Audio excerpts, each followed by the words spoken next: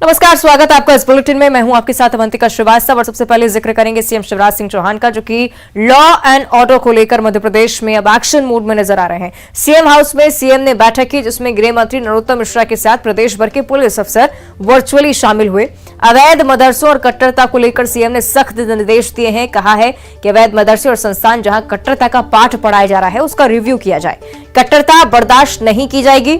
Social media पर भी निगरानी रखने के निर्देश। भ्रामक खबरें और कट्टरवाद बढ़ाने वाले कमेंट लिखने वालों की पहचान की जाए और ऐसे लोगों पर कार्रवाई हो।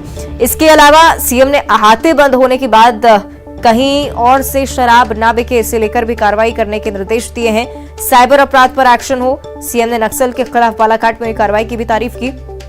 इधर बुरहानपुर में अतिक्रमण हटाने पर पुलिस की पीठ थपथपाई है।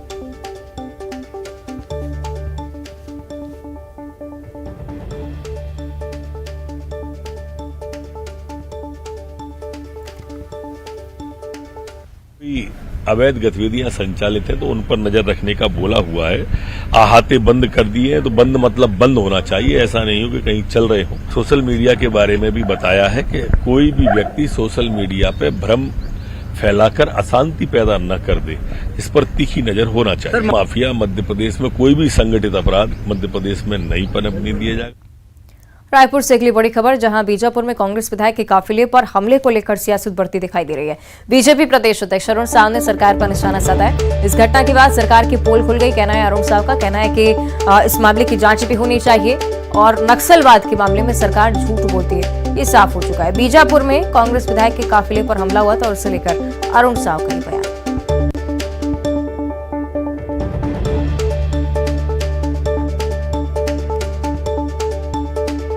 मंत्री जी लगातार इस विषय पर बोलते रहे हैं, पर सरकार की पोल खुल गई है। जिस प्रकार से कल की घटना की जो जानकारी मिली है, वास्तविकता क्या है, कैसे हुआ है, ये सरकार जांच कराए और लोगों को पता चले कि क्या स्थिति है इस मामले में। पर इतना तो तय है, सरकार की पोल खुल गई है। सरकार लगातार इस विषय पे झूठ बोलते रही। और इधर जगदलपुर में बीजेपी नेता महेश गागड़ा का भी इसे लेकर बड़ा बयान सामने आया। विक्रम मंडावी पर जमकर उन्होंने निशाना साधा है। नक्सली हमले के बाद मंडावी ने असंवेदनशीलता दिखाई, उनकी तरफ से कहा गया है। विधायक पर प्रोपेगेंडा रचने का भी आरोप उनकी तरफ से लगाया जा रहा है। काफिला में हमला होता है और काफिला निकल के विधायक जी निवास पहुंचता है, उसके बाद मैच खेलने जाते हैं और काफिला की जो जिसपे बताया जाता है कि हमला हुआ, वो टायर बदलती हुई और बेचारी जिला पंचायत सदस्य जंगल में टहलती दिखती है, तो विधायक उनको लेके कैरी करना भी उचित नहीं समझे। उसके बाद हमला हुआ। जिस तरह से पूरा प्रदेश में सरकार तक गृह मंत्री को बयान देना पड़ा, क्योंकि बहुत से मामले में देखने मिलता है गृह मंत्री के बयान नहीं देते, लेकिन आज गृह मंत्री को बयान देने आना पड़ा। इतना संवेदनशील मामला हुआ। उसके बाद विधायक घर से निकल के जाते हैं, सामने ग्राउंड में मैच खेलते दिखते हैं, हंसी ठिठोली करते हैं। अब संवेदनशील क्षेत्र में रहते हैं, इतना बड़ा मुद्दा, इतना बड़ा मामला आपके पास अगर घटना हुआ आपके नाम से चल रहा है, आप थोड़ी भी संवेदनशीलता नहीं दिखाते हुए आप मैच खेलते हैं, तो इसका मतलब सीधा सा जाहिर होता है कि फैब्रिकेटेड न्यूज़ था, या फिर ये कहा जाए कि वो जो क्षेत्र है, तमाम जो घटनाएं होती है, जो स्थितियाँ हैं, उसमें जल में नमक डालने का काम विधायक कर रहे हैं। इधर नारायणपुर ओरछा मार्ग को बहाल करने के लिए सुरक्षा बलों ने बड़ा ऑपरेशन शुरू किया है। शुक्रवार से बाधित इस मार्ग पर फिर से यातायात बहाल करने के लिए सुरक्षा के कड़े इंतजाम और जवानों ने अपना पूरा बल लगा दिया है। नक्सलियों ने शुक्रवार को जगह जगह सड़क पर पेड़ गिराकर मार्ग को बाधित किया था और मोबाइल टावर में भी आगजनी की घटनाएं सामने आई थी। बीडीएस, डीआरजी, डॉग स्क्वाड की टीम, जिला पुलिस बल संयुक्त टीम रास्ता चालू करने में जुटी हुई है। जवान ड्रोन से निगरानी बनाए हुए हैं। ये कार्रवाई की तस्वीरें आपको दिखा रहे हैं, 6 अलग अलग तस्वीरें। जेसीबी की मदद से भी सड़क से पत्थर और पेड़ हटाने का काम चल रहा है। सुरक्षा बलों के जवानों की ओर से 5 दिनों से बंद मार्ग बहाल करने की पूरी कोशिशें की जा रही हैं। सर्चिंग के दौरान जवानों ने नक्सली के द्वारा प्लांट किया गया 5 किलो का आईडी भी डिफ्यूज किया है। इधर बुरहानपुर में नेपानगर थाने पर हमले के बाद एक्शन लगातार जारी है। पुलिस और एसटीएफ ने 10 संदिग्धों को गिरफ्तार किया है और टीम ने बांकड़ी में दबिश देकर सभी को दबोच लिया। संदिग्धों से पुलिस पूछताछ कर रही है। नेपानगर थाने पर हमला कर इनामी बदमाश हेमा मेघवाल और 2 अन्य आरोपियों को छुड़ा लिया गया था। इसके बाद पुलिस अब लगातार दबिश दे रही है।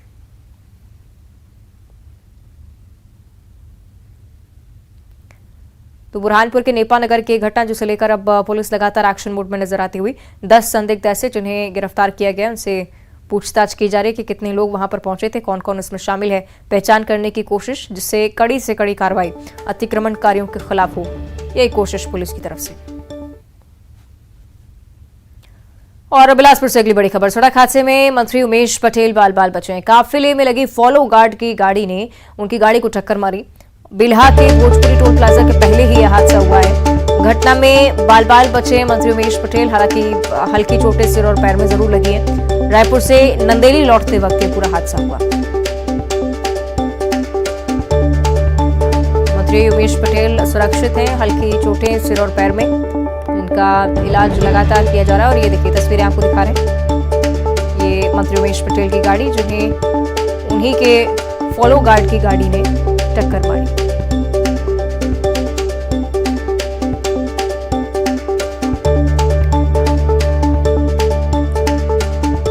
पुणे के काफिले में लगी फॉलो गार्ड की कार ने उनकी कार को टक्कर मारी थी। बिल्हा के भोजपुरी टोल प्लाजा के पहले यह हादसा हुआ, लेकिन राहत भरी बात है कि मंत्री उमेश पटेल सुरक्षित है। और बात करेंगे शहडोल की। सिंहपुर रेलवे स्टेशन पर हादसा हुआ और इससे लेकर एक बड़ा खुलासा हुआ। हादसे वाले ट्रैक का सिग्नल रेड था। बुढ़ार की ओर से मालगाड़ी आ रही थी, ओवरशूट किया है इस सिग्नल को, स्टेशन पर खड़ी मालगाड़ी को टक्कर मारी है। हादसे में रेलवे इंजन ट्रैक पर पलटने से आग लगी है। ये 6 तस्वीरें आपको हम लगातार दिखा रहे हैं। लोको पायलट राजेश प्रसाद की मौके पर ही मौत हुई है। सहायक लोको पायलट ऋतुराज सिंह की इलाज के दौरान मौत हो गई। छत्तीसगढ़ संपर्क क्रांति को नौरोजाबाद स्टेशन पर रोका गया और यात्रियों को बस के जरिए अब बिलासपुर भेजा जा रहा है। तो ये बड़ा अपडेट इसे लेकर सामने आया है। सिग्नल लाल था, लेकिन इसके बाद सिग्नल को ओवरशूट कर ये मालगाड़ी आगे बढ़ी और पहले से ही खड़ी हुई मालगाड़ी पर चढ़ गई, यानी कि भीषण टक्कर, और उसके बाद भीषण आग लगी। सही सौरभ हमारे साथ ज्यादा जानकारी के लिए जुड़ रहे हैं। सौरभ, क्या कुछ अपडेट इस पूरे हादसे को लेकर? हादसे के बाद अभी रेस्क्यू का काम शुरू कर दिया गया है। जो रेलवे के जो डिब्बे थे जो सुरक्षित हैं उनको अलग करके बाहर निकाला जा रहा है। वहीं जो शहडोल और बिलासपुर या कटनी की तरफ से जाने आने वाली गाड़ियां थी, उनके जो यात्री हैं उनको बसों के माध्यम से एक जगह से दूसरे स्थान पर भेजा जा रहा है। जैसे जो व्यवस्था की गई है, संपर्क क्रांति एक्सप्रेस के जो यात्री हैं, ट्रेन को नौरोजाबाद रेलवे स्टेशन में रोक दिया गया है और वहां शहडोल प्रशासन द्वारा 15 बसों की व्यवस्था की गई है। इन बसों के माध्यम से सभी यात्रियों को बिलासपुर रेलवे स्टेशन तक पहुंचाया जाएगा। इसी प्रकार से जो गाड़ियां कटनी की ओर जा रही थी उनको अनूपपुर रेलवे स्टेशन में रोककर बसों के माध्यम से कटनी स्टेशन तक पहुंचाने की व्यवस्था बनाई जा रही है। ठीक है, ये परिचालन को लेकर जानकारी है सौरभ। लेकिन अपडेट इस और भी मिल रही है कि सहायक लोको पायलट की भी इलाज के दौरान मौत हुई है। साथ ही सिग्नल ओवरशूटिंग की जो खबरें सामने आ रही हैं, इससे लेकर कोई पुष्टि अभी तक? हाँ जी हाँ, इसको लेकर यह खुलासा हुआ है कि सिंहपुर रेलवे स्टेशन में जो एक मालगाड़ी पहले से खड़ी हुई थी, जिस ट्रैक पर वह मालगाड़ी खड़ी थी उस ट्रैक का सिग्नल रेड दिया गया था। तो मतलब रेड का मतलब है कि उस ट्रैक पर कोई दूसरी गाड़ी ना आए। और बिलासपुर की तरफ से जो दूसरी कोयले की गाड़ी आ रही थी, उसका जो चालक लोको पायलट था उसने सिग्नल देखा नहीं या देखकर भी वह गाड़ी रोक नहीं पाया। यह जांच का विषय है। लेकिन अभी इस चीज की पुष्टि हो गई है कि सिग्नल रेड होने के बाद भी लोको पायलट ने उस ट्रैक पर गाड़ी लेकर आया जहां पर पहले से एक गाड़ी खड़ी हुई थी। तो यह जो मामला है अभी स्पष्ट हुआ है कि ओवरशूट का मामला है। ये रेड सिग्नल के बाद भी गाड़ी आई और दूसरे मालगाड़ी पर इसने पीछे से ठोक दिया। तो जो 2 लोगों की मौत हुई है, एक लोको पायलट और दूसरा सहायक लोको पायलट, ये दोनों उसी खड़ी मालगाड़ी के पीछे वाले डिब्बे पर बैठे हुए थे और अचानक से पीछे से ट्रेन ने इन्हें टक्कर मारी और इस हादसे में 4 रेलवे इंजन प्रभावित हुए हैं। इन चारों रेलवे इंजन में आग लग गई, चारों पलट गए और बाजू के ट्रैक में जो एक तीसरी मालगाड़ी खड़ी थी, तो इसके कुछ डिब्बे जो तीसरे सुरक्षित मालगाड़ी खड़ी थी उसके ऊपर भी जा गिरे। इस प्रकार से इस हादसे में 3 मालगाड़ी और 4 रेलवे इंजन प्रभावित हुए हैं। 2 की मौत हो गई है। 4 लोगों को उपचार के लिए मेडिकल कॉलेज में भर्ती कराया गया है। वहीं अभी तक जो बिलासपुर से जो बड़े अधिकारियों का दल जिन्हें आना था वे अभी मौके तक नहीं पहुंच पाए हैं और जो स्थानीय स्तर के कर्मचारी हैं वे ही अपने स्तर पर अभी रेस्क्यू ऑपरेशन कर रहे हैं। लाइन काटी जा रही है, बिजली के तार निकाले जा रहे हैं कि किसी तरह इन ट्रेनों को यहाँ से अलग किया जाए। ठीक है, जिस मालगाड़ी में सौरभ ये जानकारी सामने आई कि जिस मालगाड़ी ने सिग्नल ओवरशूट किया उसमें कितने लोग सवार थे, कितने लोग घायल हैं, इस बारे में पुष्टि? उसमें लगभग 3 लोग थे। अभी स्पष्ट जानकारी तो यहाँ पे नहीं मिल पा रही है, लेकिन ऐसा बताया जा रहा है कि उसमें 3 लोग थे। 2 इसमें थे जो खड़ी मालगाड़ी थी, और जो 3 थे वो जो रेल चल कर आई थी। एक्चुअल में उसमें जो भी रेलवे के अधिकारी जो बता रहे हैं कि जो गाड़ी चलकर आ रही थी उसमें 3 इंजन लगे हुए थे। 2 इंजन बंद थे और 1 इंजन से गाड़ी का संचालन किया जा रहा था। तो तीनों इंजन में एक कर्मचारी रेलवे के लोको पायलट मौजूद थे। तो इस प्रकार से 3 और 2 मिलाकर संख्या 5 हुई है, जिसमें से 2 की मौत हुई है। निश्चित है, और लापरवाही का भीषण नतीजा ही इससे मानेंगे सौरभ। अब जो तमाम यात्री हैं जिनसे लेकर आप जानकारी दे रहे थे कि बिलासपुर उन्हें भेजा जा रहा है बस के जरिए, अन्य कई ट्रेनें हैं जिन्हें रद्द भी किया गया है, कुछ ऐसी ट्रेनें जिनका रूट डाइवर्ट किया गया हो, इस बारे में कोई पुष्टि आपके पास? जी हाँ, बहुत सारी ट्रेन है जिनका संचालन, कुछ ट्रेन है जिनका रूट परिवर्तन कर दिया गया है और कुछ ट्रेनें हैं जिन्हें रद्द किया गया है। उससे मैं आपको जानकारी के लिए बताऊं, बिलासपुर से शहडोल के लिए जो बिलासपुर शहडोल चलती है उसे 19 अप्रैल तक के लिए रद्द कर दिया गया है। शहडोल से अंबिकापुर चलने वाली ट्रेन को भी 19 अप्रैल तक रद्द किया गया है। अंबिकापुर अनूपपुर को भी रद्द किया गया है।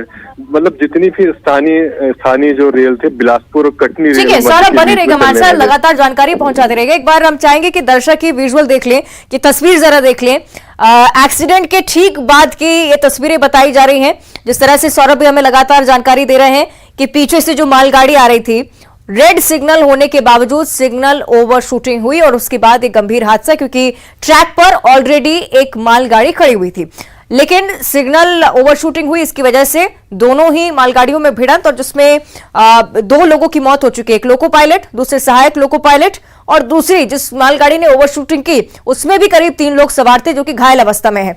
ये जो तस्वीरें हम आपको दिखा रहे हैं, ये एक्सीडेंट के ठीक बाद की तस्वीरें। कितना भीषण ये हादसा रहा होगा, इन तस्वीरों के जरिए आप अंदाजा लगा सकते हैं। दोनों ही मालगाड़ियों में भिड़ंत हुई और अचानक से आग लग गई। ये आग की भी तस्वीरें आपकी टीवी स्क्रीन पर, यानी कि भारी नुकसान हुआ है। खास बात यह भी है कि रेस्क्यू ऑपरेशन बहुत जल्दी शुरू किया गया, इसलिए जो अन्य घायल लोग थे उनको भी समय रहते बचा लिया गया। सही की सौरभ लगातार हम तक जानकारी पहुंचा रहे थे। बहुत शुक्रिया आपका सौरभ जानकारी के लिए। और ये तस्वीरें आप एक बार फिर से देखिए, किस तरह से एक्सीडेंट के ठीक बाद इंजन में भीषण आग लग गई।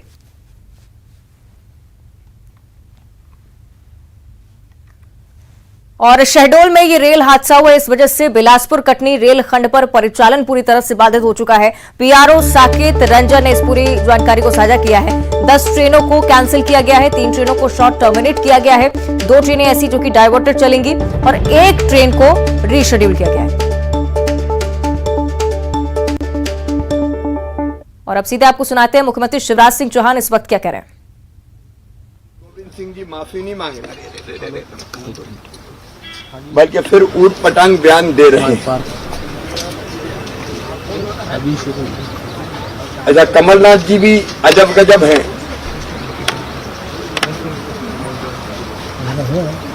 वो भी गोविंद सिंह जी का समर्थन कर रहे हैं कि भाजपा फर्जी नाम ढूंढ ढूंढ के ला रही है। रानी कमलापति जी लाखों लाख हमारे भाई बहनों की, केवल जनजातियों की नहीं, मध्य प्रदेश के नागरिकों की श्रद्धा की केंद्र है। कांग्रेस की मानसिकता देखिए कि पहले तो हमारे श्रद्धा केंद्रों का और विशेषकर जनजाति नायकों का, आदिवासी नायकों का अपमान करते हैं, क्योंकि उनको केवल एक खानदान दिखती है, उसके अलावा कुछ दिखता नहीं। और बाद में बेशर्मी से माननीय कमलनाथ जी भी बचाव कर रहे हैं और नेता प्रतिपक्ष जी कह रहे हैं कि अब मैं बड़ा नेता बन गया, टक्कर में आ गया। क्या बड़ा नेता बनने के लिए ऊटपटांग बयान दिए जाएंगे? क्या टक्कर में आने का यही तरीका है? अब कांग्रेस में बड़ा नेता बनने के लिए होड़ लगी हुई है, और बड़ा कैसे बने? कोई विधानसभा में झूठ बोलता है और निलंबित हो जाता है, कोई विधानसभा में नियमावली फाड़ देता है और बड़ा बनने की कोशिश करता है, कोई दिव्यांग को मारता है और बड़ा बनने की कोशिश करता है। अच्छा, कोई तो ऐसे बयान देता है कि मध्य प्रदेश में मुस्लिम्स की संख्या देश में कम हो रही है, ये भी बड़ा नेता बनने के लिए कर रहे हैं। और कमलनाथ जी को ये लगता है कि कहीं वो छोटे ना रह जाएं, इसलिए बड़े मियां तो छोटे मियां, बड़े मियां सुभान अल्लाह। वो खाते गांव में जाके बयान देते हैं कि खाते गांव के मतदाता नशे में है, और नशे में क्यों बोले? वो लगातार बीजेपी को जिता रहे हैं, नशे में है। कि ये जनता का अपमान नहीं है? क्या ये मतदाताओं का अपमान नहीं है?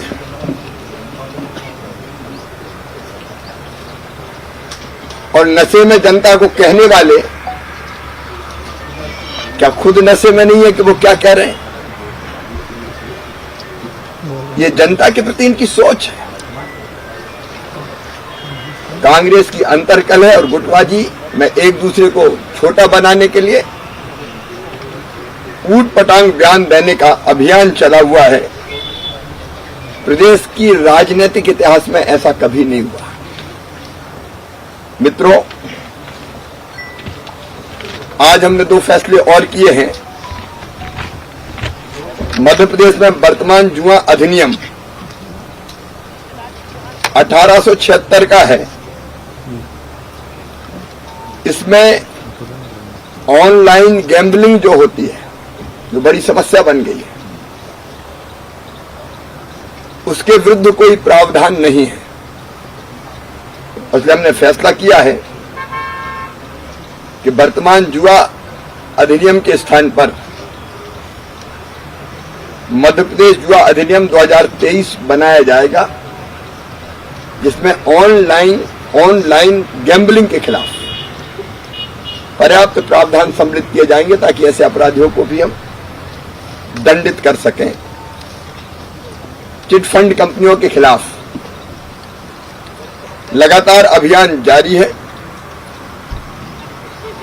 उनके खिलाफ प्रभावी कार्रवाई, और जो इन्वेस्टर है जिनने पैसा लगाया है, उनके पैसे लौटाने की कार्रवाई की निगरानी के लिए पुलिस मुख्यालय में एडीजी की अध्यक्षता में एक विशेष सेल का गठन किया जा रहा है, ताकि इन कंपनियों के खिलाफ कार्रवाई भी हो और जिनने पैसा लगाया उनका पैसा वापस भी दिलाया जा सके। अवैध मदरसे और कट्टरता का पार्ट बनाने वालों को रिव्यू की आपने बात की, क्राइम की जो समीक्षा की, कई निर्देश दिए हैं, लगातार हम रिव्यू करेंगे। सर, दिग्विजय सिंह कह रहे हैं कि आपकी वो आरटीआई एक्टिविस्ट तैयार करेगी कांग्रेस पार्टी प्रदेश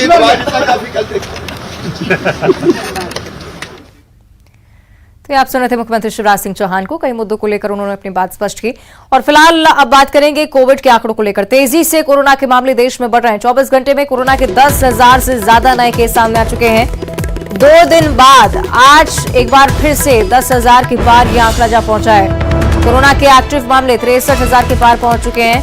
इंसाकॉक की रिपोर्ट के अनुसार XBB 1.16 के कारण देश में कोरोना के मामले लगातार बढ़ रहे हैं और सब वेरिएंट XBB 1.16.1 के 436 केसेस, यानी कि अलग अलग वेरिएंट, जिनकी वजह से ये संक्रमण लगातार पैर पसारता जा रहा है। पहली बार जनवरी में ये वेरिएंट पाया गया था और ये तमाम जो डेटा है इनके आधार पर यही नजर आता है कि जितने भी वायरस म्यूटेट होकर सामने आते हैं वो संक्रमण एक बार फिर से तेजी से फैलाते हुए नजर आए हैं।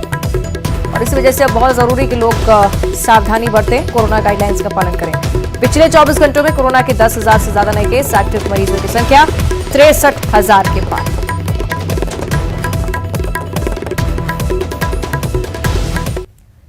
रैपर बादशाह के गाने पर विवाद की स्थिति बनती नजर आ रही है। गाने में आपत्तिजनक शब्दों के साथ ही भगवान भोलेनाथ के नाम का प्रयोग करने के चलते महाकाल मंदिर के पुजारी और बाबा महाकाल के भक्तों ने आपत्ति उठाई है। पुजारी और बाबा महाकाल के भक्तों ने भगवान भोलेनाथ का नाम हटाने और माफी मांगने की मांग की है। चेतावनी भी दी है कि अगर बादशाह ने माफी नहीं मांगी तो उज्जैन सहित देश के अन्य शहरों में उनके खिलाफ FIR दर्ज कराई जाएगी।